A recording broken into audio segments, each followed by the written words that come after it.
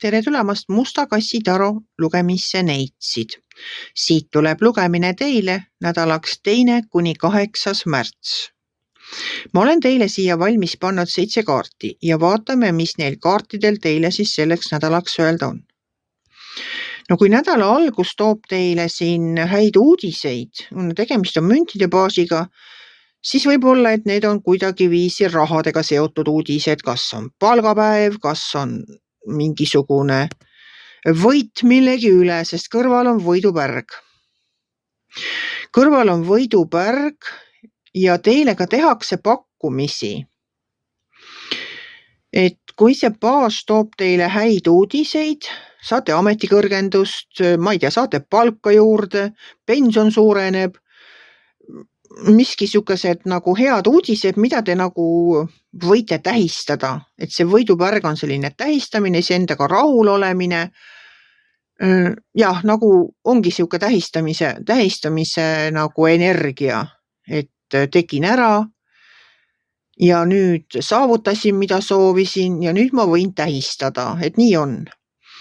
Edasi tuleb valikute paljusus ja kohe edasi seal kõrval on see armastajate kaart ja see on ka nagu valimise kaart, valiku tegemise kaart. Et see on nagu selline hingeline valik. Ja valikute paljusus räägib sellest, et kõik, mida teile pakutakse, ei pruugi olla nii hea, kui teile seda üles haibitakse. Ja seda sama, et tuleks kontrollida, kui miski asi on liiga hea, räägib ka siin all olev kuukaart. Kuukaart ütleb täpselt seda sama, et kontrollige. Et kui miski asi tundub liiga hea, siis olge valvas ja kontrollige seda. See valikute paljusus seal üleval, need karikate kaart seal. Seal on nagu palju sellist illusiooni, et mis ei ole nagu üldse tõene, et keegi teile pakub midagi, teil tuleb teha valik. Ja valik kuidagi selline, no ma ütlen hingetasandil, et see armastajate kaart on nagu selline, et tuleks valida kahe vahel. Selle kaardi peal on nii, et üks naine on seal mehel, sellel mehel, kes seal kaardi peal on üks naine taevas ja teine maa peal. Et tema seal maa peal kõnnib kenasti käest kinni selle naisega, aga mõtetes on tal üks teine naine, aga see ei pruugi üldse olla suhetega seotud. See võib olla mingi selline asi, et te olete näiteks praegu, no elate ühes kohas, aga teil on mõttes hoopis kusagile mujale minna elama, et te olete kogu aeg tahtnud, elate täna näiteks Tartus, olete kogu aeg tahtnud hoopis Rakveres elada. Teil on seal võib-olla tuttavad, nad on teid sinna kutsunud, aga teie olete nüüd kahe vahel, et kui ma nüüd lähen minema siit ja sinna Rakverre, et kus ma ja mis ma seal siis nüüd peale hakkan, mul on tuttavad siin, töö on siin, nüüd hakka sinna kolima.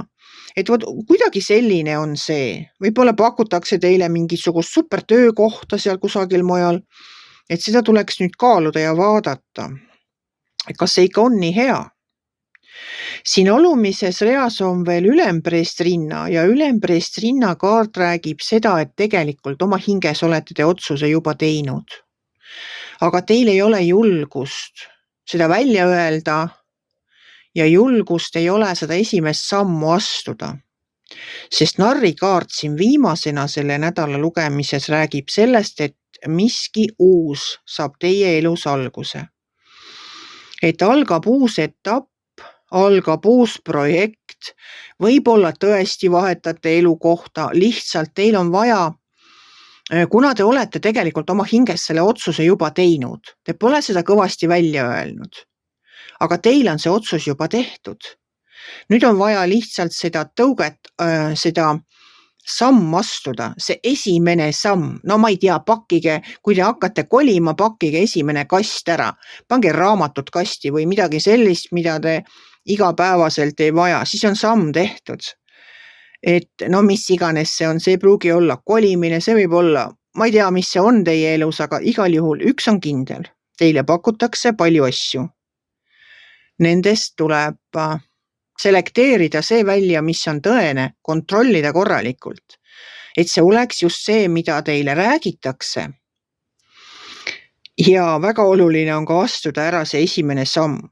sest uus etapp tuleb teie elus, siin ei ole üldse mitte mingit kahtlust. Et mina soovin teile siis seda kainet mõistust, tarkust ja julgust ka sellesse nädalasse. Öelge oma otsus välja. Kas see on juba esimene samm? Valju häälega välja öelda see, mille te tegelikult olete juba ära otsustanud. Kui teile minu lugemine meeldis, ärge olge kitsi, pange ikka like pöial üles, võite ka kommenteerida ja kohtume järgmisel nädalal.